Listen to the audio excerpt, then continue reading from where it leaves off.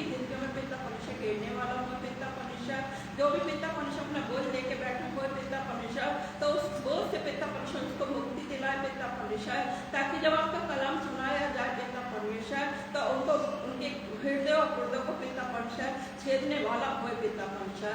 प्रार्थना करती है इस समय पिता परमेश्वर अपने पासवान के लिए प्यारे प्रभु जी, जिस जगह वो खड़े हैं पिता परमेश्वर, उस जगह आप हैं पिता परमेश्वर।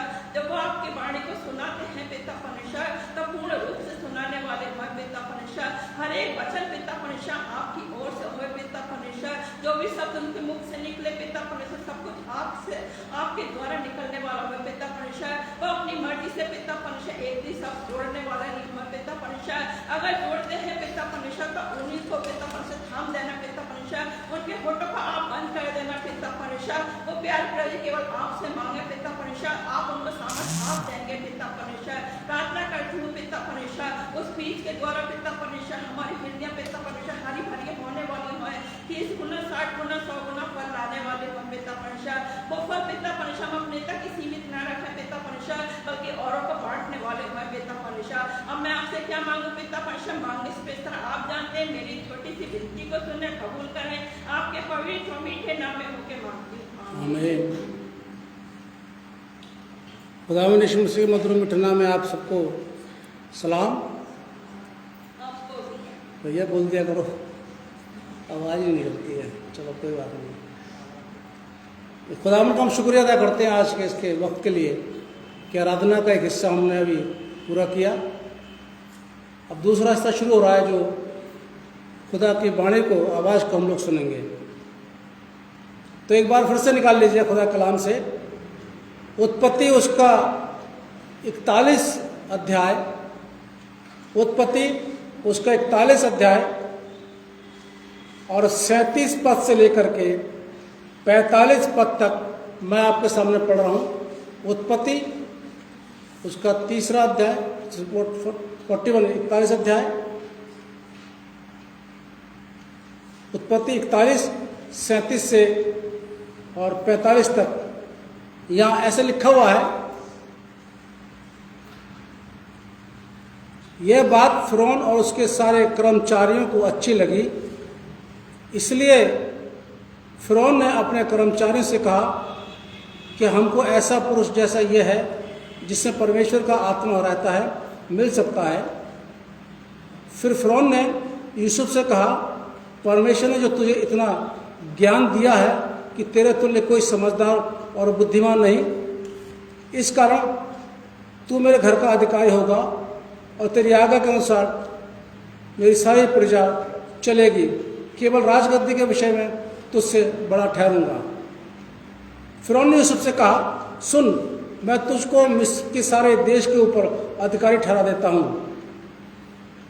तब फ़िरौन ने अपने हाथ से अंगूठी निकाल कर यूसुफ के हाथ में पहना दी और उसकी बढ़िया मलमल के वस्त्र पहनवा दिए और उसके गले में सोने की जंजीर डाल दी और उसके अपने दूसरे रथ पर चढ़ाया। और लोग उसके आगे आगे ये प्रचार करते चले कि घुटने टेक कर दंडवत करो, और उसने उसको मिस्र के सारे देश के ऊपर प्रधानमंत्री ठहराया। फिर फ़िरौन ने यूसुफ से कहा, फ़िरौन तो मैं हूँ, पर सारे मिस्र के देश में कोई भी तेरी आज्ञा के बिना हाथ पाँव न हिलाएगा। तब फ़िरौन ने यूसुफ का नाम सबतोह रखा और ओन नगर के याजक पोतीपेरा की बेटी आसनत से उसका ब्याह करा दिया और यूसुफ सारे मिस्र देश में दौरा करने लगा। खुदा अपने कलाम पर बरकत बख्शे। आज का जो टॉपिक है वह शुरू और अंत,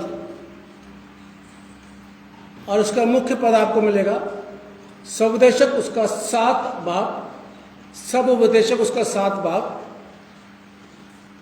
और पद 10 जरा पढ़िए। ये न कहना बीते दिन इनसे क्यों उत्तम थे, क्योंकि ये तो बुद्धिमानी से नहीं पूछता। बैठिए, आइए दुआ मांगे। खुदावन आपका शुक्रिया अदा करते हैं आज के वक्त के लिए। आपने हमको दिया कि हम थोड़े समय बैठ करके आपकी मनन, आपके वचन से कुछ सीख सकें और उसको अपने जीवन में लागू कर सकें। खुदावन यीशु मसीह के नाम से मांगते हैं, आमीन। ये ना कहना कि बीते दिन इनसे क्यों अच्छे थे। कुछ इंसानों की जिंदगी में शुरू में मतलब अच्छे दिन भी आते हैं, बुरे दिन भी आते हैं, हर एक के जीवन में आते हैं। ऐसा नहीं है कोई धर्मी है तो उसके जीवन में कोई बुरा दिन नहीं आएगा, ऐसा कुछ नहीं है। धर्मियों को भी बुरे दिन आते हैं, उनके ऊपर भी कष्ट आ जाते हैं, और अधर्मी को तो आते रहते हैं, उनके तो हमेशा रहते रहते हैं। लेकिन कभी कभी देखा होगा आपने कि किसी इंसान का जो शुरू होता है बड़ा अच्छा रहता है, लेकिन उसका अंत खराब हो जाता है। और किसी किसी इंसान का शुरू खराब रहता है तो उसका अंत अच्छा होता है। ये आप लोग आसपास अपने प्रैक्टिकल जीवन में आप लोग देखा होगा, और अपने परिवार में भी आप लोग देखते होंगे। ऐसी बात नहीं है कि नहीं देखते, देखते होंगे। एक इंसान अच्छे खानदान का था, अच्छे खानदान में मतलब अमीर खानदान में पैदा हुआ, पैसे की कोई कमी नहीं थी, सारे आराम थे, माँ बाप की दोनों की अच्छी जॉब थी, जिंदगी के वो दिन उसने बड़े अच्छी खुशी के साथ बिताए।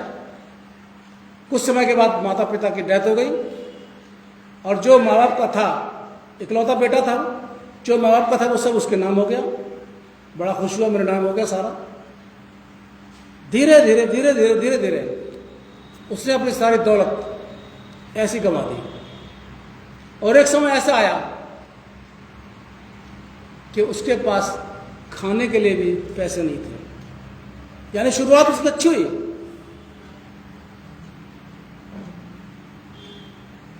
कई लोग सोचते ना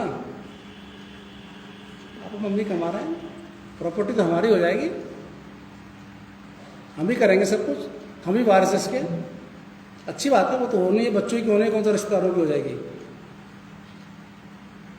लेकिन हमारी विचारधारा कुछ ज़्यादा ऐसी बन जाती है कि हम इसमें आराम की ज़िंदगी बिताएंगे। बहुत से होते हैं जो उस प्रॉपर्टी को, उस बैंक बैलेंस को संभाल के चलाते हैं, और बहुत से होते हैं जो बस उड़ा देते हैं। ज़्यादातर लोग अपने बीते हुए समय को याद करते हैं, अरे वो दिन कितने अच्छे थे, है ना, वो दिन कितने अच्छे थे, ये खाते हैं। हम लोग भी अभी कभी कभी बात करते हैं पुराने टाइम में, है कि मामा अंगीठी जला के बैठ जाते थे, चारों तरफ हम लोग बैठते थे, हम लोग याद करते हैं। लेकिन वो एक अच्छे दिन थे इसलिए याद करते हैं। और आजकल तो वो दिन है ही नहीं। घंटों घंटों हम लोग बात करते रहते हैं आपस में बैठ करके, अपने दुख सुख बांटा करते थे, माँ बाप से, बच्चे आपस में, भाई बहन। आजकल पता अपना दुख सुख किससे बांटते हैं? जोर से बोलिए। हाँ, मत डालो, नेट क्यों डालते हो? नेट मत डालो, दुख सुख खत्म हो जाएगा। और नेट तो डलेगा जी, नेट डलेगा, चाहे वो 400 का डले, चाहे 4000 का डले, डलेगा। चर्च के लिए क्या बोल देंगे? पैसा नहीं है। 4, 5, 6, 7 परिवार के लोग हैं आजकल, एक परिवार में 7, और 7 को फोन है, और 7 के वो डलते हैं नेट। शायद वो 2 महीने का 400 रुपये के आसपास ऐसे है ना। मैं तो खैर 1 महीने का डलवाता हूँ। अब 7 चौक 42, यानी 4200 रुपये मंथली या 2 मंथली का उनका खर्चा है। किसमें? नेट में। और चर्च के लिए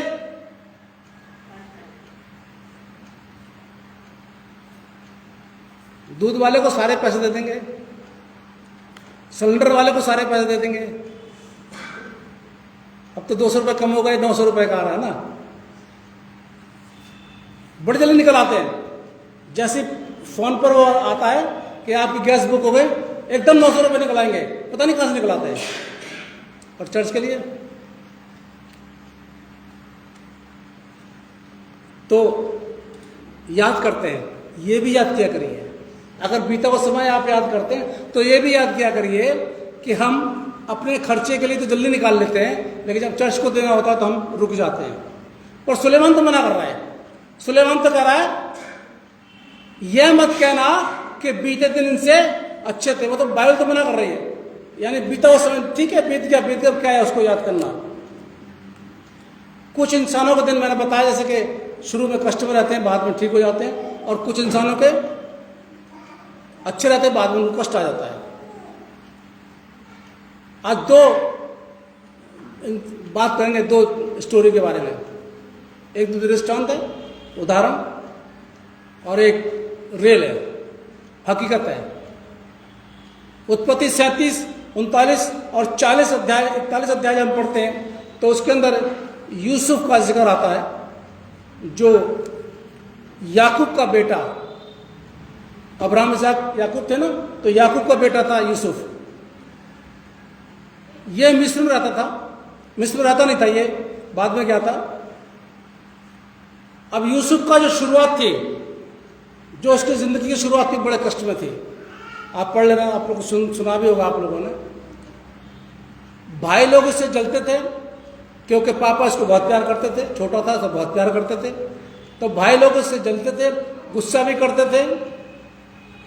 और ये भाई लोग जंगल में जब चरवाए थे, भेड़ों को बकरियों को चरा रहे थे, तो खाना लेकर गया और भाइयों ने सलाह कर ली कि देखो वो आ रहा है पापा का लाडला।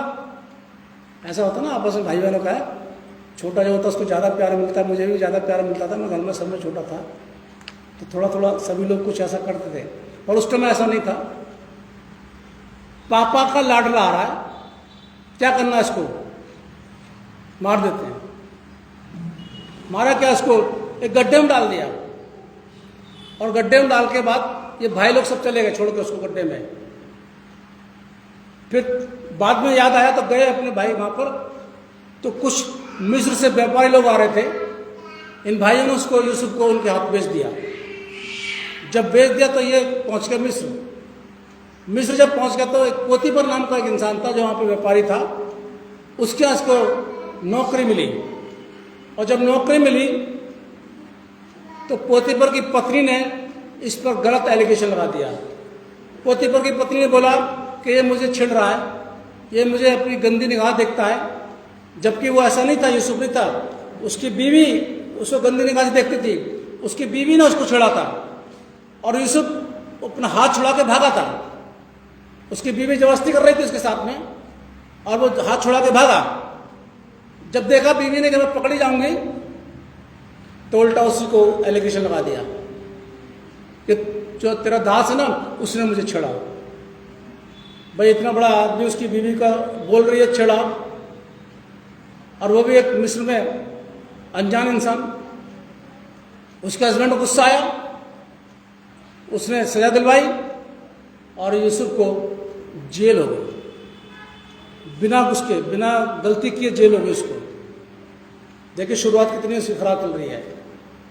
जेल में फिर वो सपने अपने देखे, वो देख लेना, उसके अर्थ बता दिए, सपनों का अर्थ बता दिए।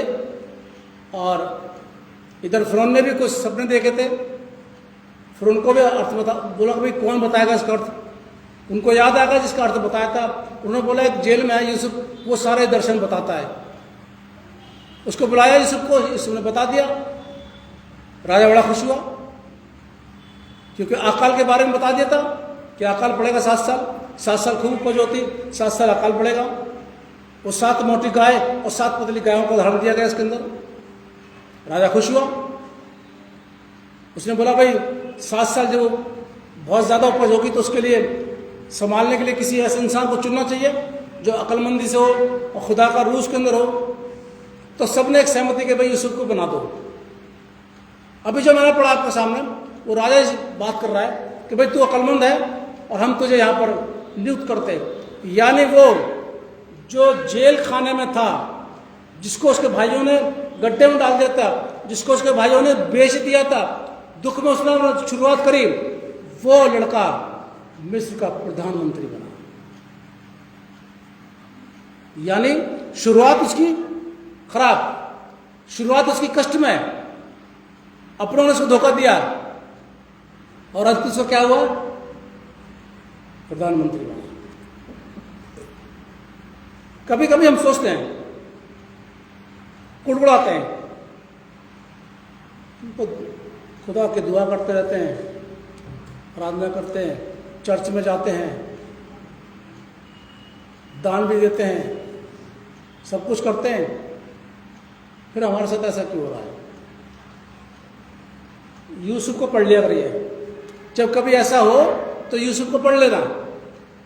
उसके साथ तो हमसे ज्यादा बुरा हुआ है, लेकिन आखिर में क्या हुआ, उसको इतना बड़ा ओहदा दिया गया और फौरन क्या करा, बस राजगद्दी मेरी है, बस बाकी सारे ऑर्डर देश में तेरे चलेंगे, तेरे आकर के बिना कुछ भी नहीं होगा, मैं मेरे नाम पर सिर्फ राजगद्दी रहेगी। यानी इतना बड़ा ओहदा उसको, पूरे राज्य का, पूरे मिस्र का उसको एक तरीके से कह सकते हैं मालिक बना दिया। उसके मर्जी सारे काम होंगे। और कहाँ वो किस जुर्म में था? झूठे रेप केस में। कितना गंदा उसके ऊपर इल्जाम लगा था कि भाई एक दूसरे के अपने मालिक की बीवी के साथ उसने छेड़खानी करी। कितना घटिया और गंदे इल्जाम में उसको जेल हुई थी, लेकिन खुदा ने उसको कहाँ से कहाँ पहुंचा दिया कि खुदा को तो पता है ना कि निर्दोष है। इसलिए अजीजों, जिंदगी में कभी अगर ऐसा मौका आ जाए तो घबराने की जरूरत नहीं है। खुदा की तरफ देखिए, अपनी ईमानदारी मत छोड़िए, चाहे कुछ भी क्यों ना हो जाए। अपना भरोसा मत छोड़िए, अपना विश्वास मत छोड़िए, अपने नेक काम मत छोड़िए। जो आप करते हो करते रहिए, खुदा इसका प्रतिफल आपको देगा, बहुत अच्छा प्रतिफल देगा, जैसे कि यूसुफ को दिया। दूसरा और देख लेते हैं। सब जवान लड़के बैठे हुए यहाँ पर, ध्यान से सुन लेना भैया आप लोग जरा। जो मैंने उस लड़के की स्टोरी बताई थी प्रॉपर्टी की, कि सारा उसके नाम हो गया, उड़ा दिया उसने। यहाँ पर भी लूका 15 में आ जाइए, 11 पद से। सब जानते, उड़ाओ पुत्र की स्टोरी सब जानते, संडे स्कूल में आप लोगों से सीखी होगी। शुरुआत इसकी बहुत अच्छी, पैसे कमी नहीं, सुख सुविधा सारी, आराम की जिंदगी, बाप के पास बहुत पैसा, दिमाग के अंदर घूमना शुरू कर दिया। होता है ना कभी कभी जब ज्यादा हमें मिल जाता है तो हम उसकी कदर नहीं करते। दिमाग में क्या घूमा, एक दिन पहुंच गया अपने बाप के पास, पापा मेरी बात सुनो ध्यान से।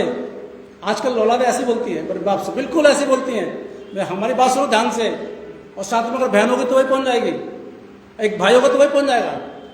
पापा बैठे बेचारे सीधे साधे, पापा सोच रहे हैं बेटा मेरा आया था, मुझसे पूछे पापा कुछ जरूरत तो नहीं है, पापा की उम्मीद है। वहां तो आके पापा मेरी बात ध्यान से सुनो, मेरा हिस्सा मुझे दे दो।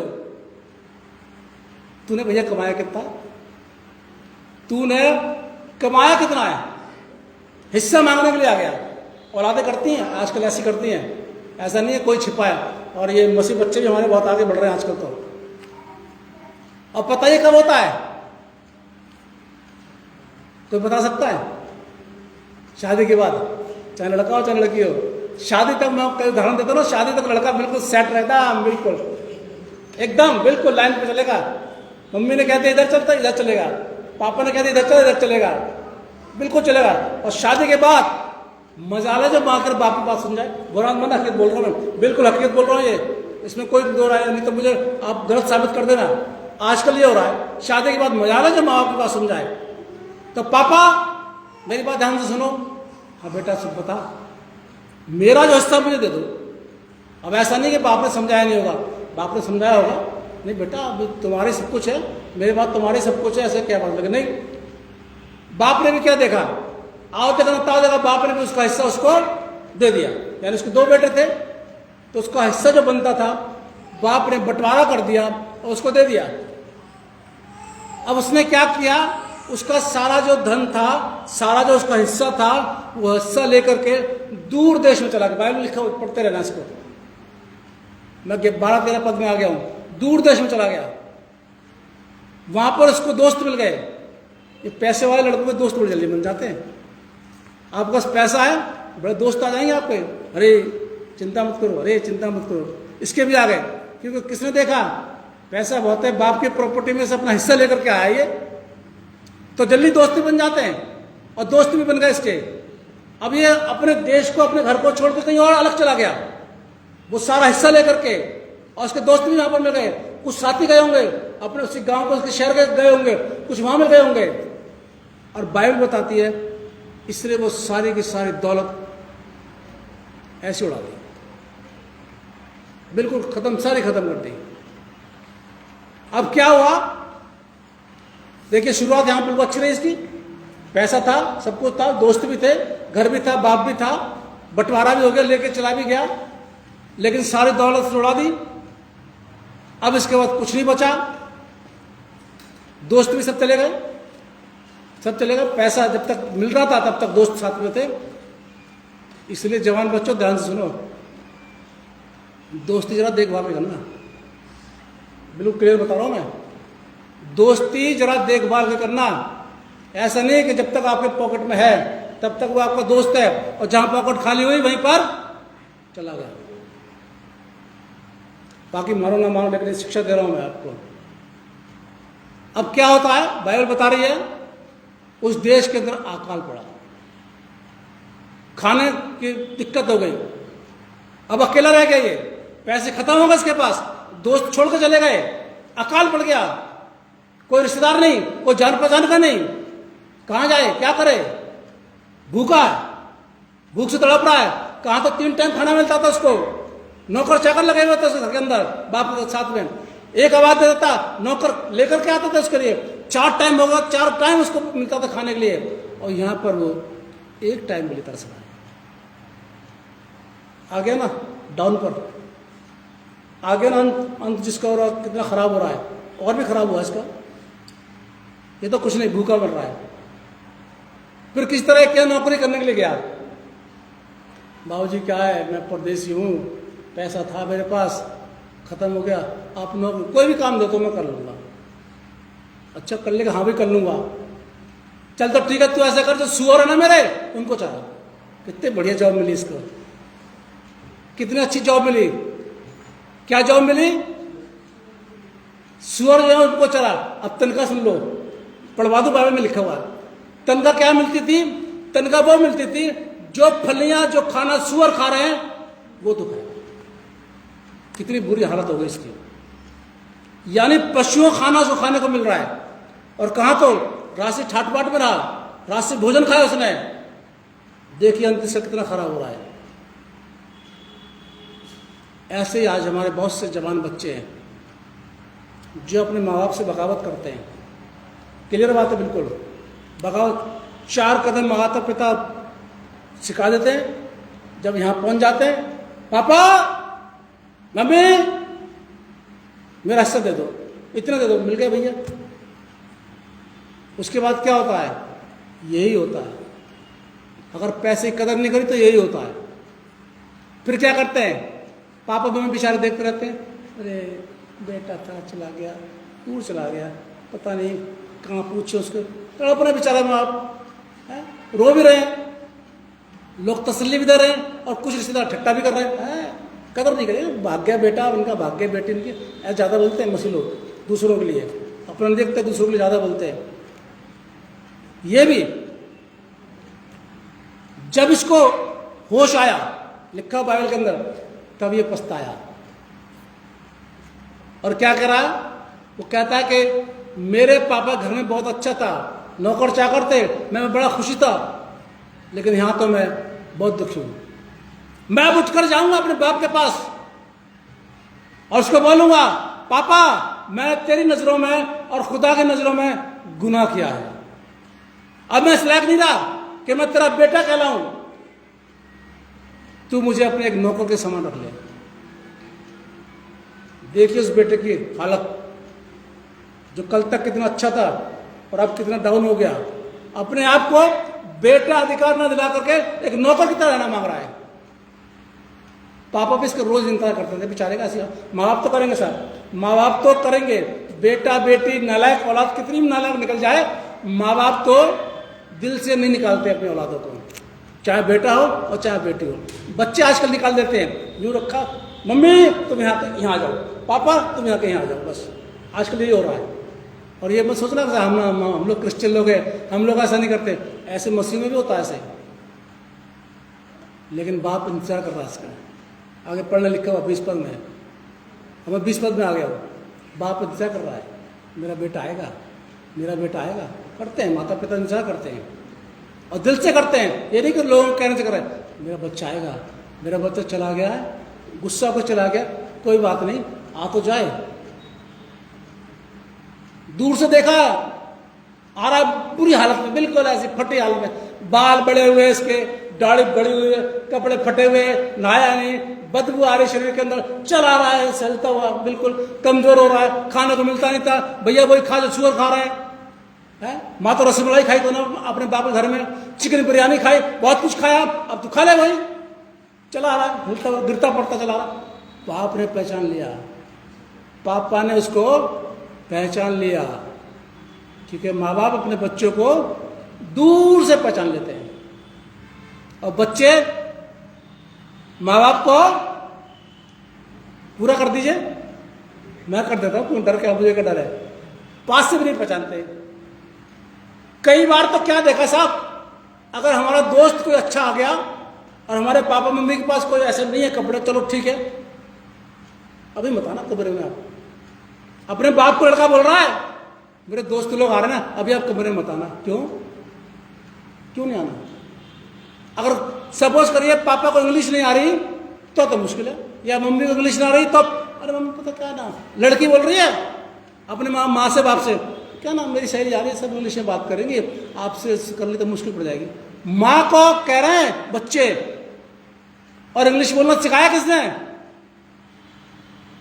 हाँ या ना बोलो, किसने सिखाया?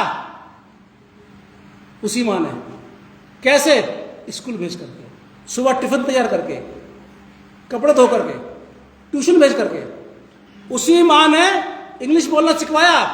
और वो लड़का लड़की उसी माँ से क्या बोल रहे हैं, मेरी सहेली मेरा दोस्त आ रहा है, कॉन्वेंट में पढ़ते हैं वो लोग, कहीं इंग्लिश में बात नहीं कर ले, सिर्फ मम्मी ना कोई बात नहीं, मैं बेटा कोई नहीं मिल। ये हालत हो रही है आजकल। लेकिन फिर भी माँ बाप क्या करते हैं, इंतजार करते हैं। माँ बड़ी चिंता रहती है, बेटी की सहेली आई है, बेटे के दोस्त आए, कुछ चीज़ की कमी ना हो, है? इशारे से पूछते हैं, बेटा कुछ चाहिए तो नहीं है, कुछ और बना दूं? माँ बेचारी इसमें लगी हुई है, और बच्चा क्या कर रहा है, उसके कमरे में बताना। ये हालत है, सुधर जाइए औलादें, नहीं तो खुदा बाप बहुत गड़बड़ कर देगा फिर।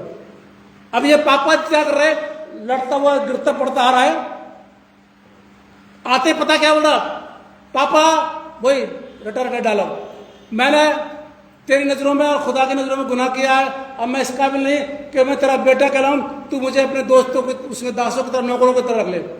बाप ने ऐसा किया? नहीं किया। बाप ने अपने नौकरों को इजाजत दी, जल्दी से जल्दी अच्छे कपड़े पहनाओ, इसकी दाढ़ी बनाओ, इसके बाल कटवाओ, इसको नहलाओ, बढ़िया कपड़े पहनाओ, इसके हाथों में अंगूठी दो, चप्पलें पहनाओ इसको, क्योंकि मेरा बेटा खो गया था, वो वापस आ गया। कभी आप लोगों ने अपने माँ बाप के दिल से पूछा, कभी अकेले में बात करिए कभी बात, मोबाइल से फुर्सत मिले तब तो बात करो ना। रजाई ढक करके लगे रहते हैं, पता नहीं क्या करते रहते हैं, खूब करते रहते हैं खूब। मैं तो यहाँ बंद कर दिया, कई जगह तो लगे हुए नीचे ऐसे करते, ऐसे पादरी साहब को दिखता नहीं क्या, लगे हुए हैं। कहीं माँ बाप से बैठ के बात करी कभी? माँ भी गलती है, वह तो माता पिता का, मैं आईफोन, अच्छा जिद करके दे दी, दिला दे। बच्चे का मैं दिल नहीं तोड़ना चाहता हूँ, मत तोड़ो भैया। बाद में बच्चा क्या करता है, इसने क्या करा, पापा मेरी संपत्ति मुझे दे दो, बस मेरी, बोल रहा है मेरी संपत्ति दे दो मुझे, तूने कमा के दी थी अपने बाप को, क्या तूने कमा के दिया था, मांग रहा। आज क्या करती है औलाद, यही करती हैं।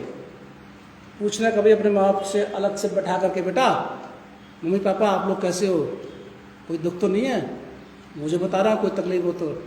इतना बोल दोगे ना 2 शब्द, माँ बाप का दिल बहुत चौड़ा हो जाएगा।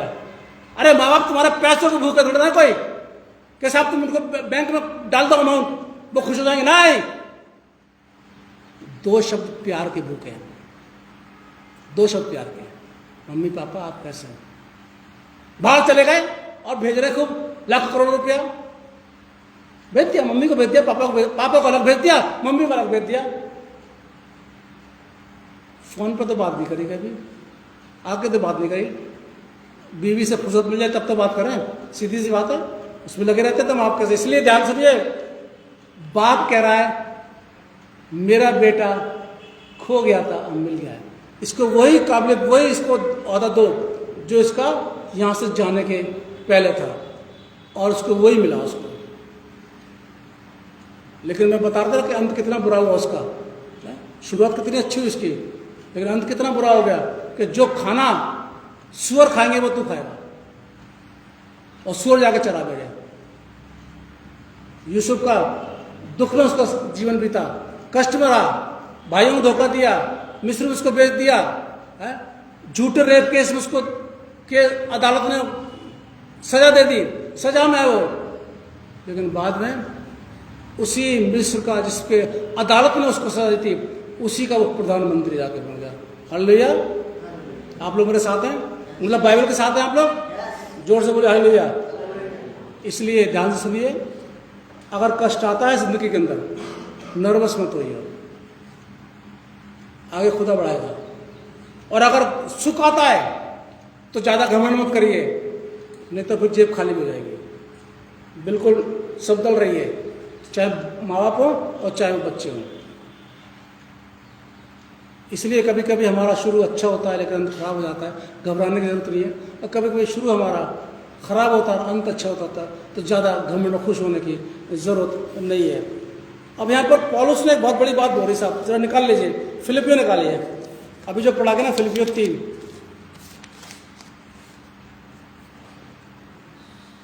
देखिए, बीता हुआ समय कभी वापस नहीं आता, और तभी सुलेमान कह रहा है बीते हुए समय को याद मत कर, क्योंकि वो समय वापस नहीं आएगा। ना तो यूसुफ का समय वापस आया, ना ओढ़ो पुत्र का समय वापस आया, ना और किसी आने वाले का तो बारे में मालूम नहीं है। तो बीता हुआ समय कभी वापस नहीं आता। लेकिन आज की बात करनी चाहिए, आज क्या है निकाल लिया आपने फिलिपियो 3, जरा इसका 12 पद पढ़िए।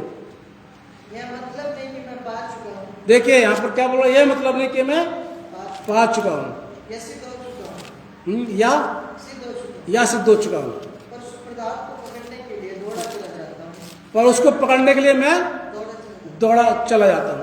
या जिसके लिए मसीह ने जी हाँ जिसके लिए